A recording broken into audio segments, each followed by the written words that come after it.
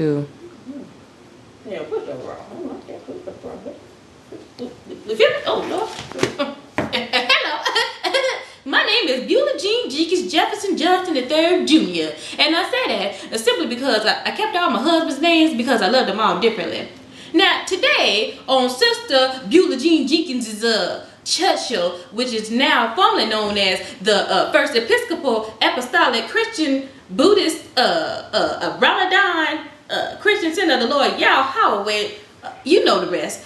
Today we are going to talk about Jesus.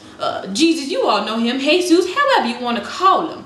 Me personally, I think Jesus was a gangster because he had 12 disciples. Now, last time I checked, there was gangster disciples, devil disciples, all kind of disciples, but Jesus disciples, they was an old gang. They was the first one, if you ask me.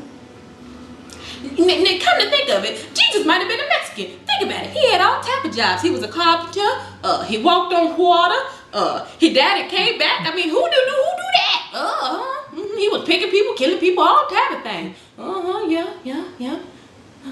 Well, next week we're gonna be talking about the book of Job. They all listed. Job's.